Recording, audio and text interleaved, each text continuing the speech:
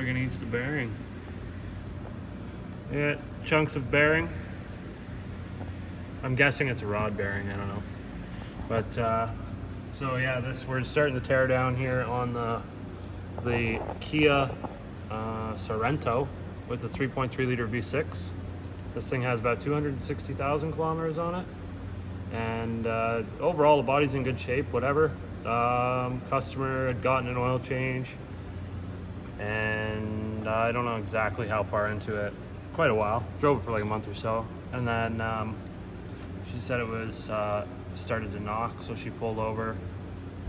No oil in the engine. Brought it into an oil shop. Got an oil change done on it, and then it just got worse from there. So she brought it home.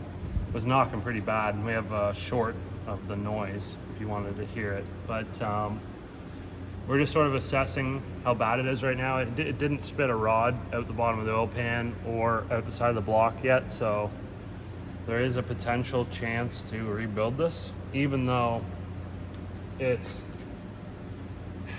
not like, hasn't gone critical yet where like the block's compromised and all that stuff, but I can almost guarantee you it's going to need a crankshaft, some bearings, connecting rod, a really good clean, and gaskets and whatever else.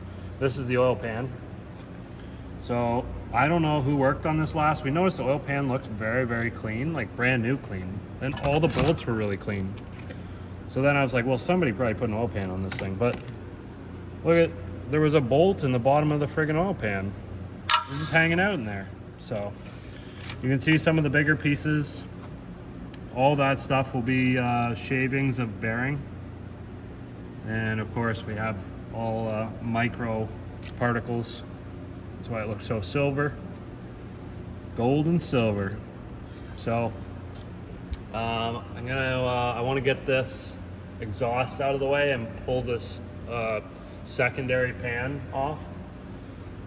And the front cover actually goes on and gets glued and bolted onto, you can see the seam there, it gets bolted to that lower secondary portion of the pan. The air conditioning compressor gets bolted on there. There's a couple things that get attached to it, but it's not a huge deal. We can get around that. So I think I'm going to just try to take all the bolts out and see if I can get it out. The only thing is with the cover on, this piece has to come straight down basically because it's sandwiched in between the front cover and the transmission. So my only concern is that there's going to be a dowel pin or something in the transmission, and we won't be able to get the thing out. So I'd really like to be able to just assess it. We might even stick a video scope up in there, just have a quick look around and see what we can find. So let's get to it.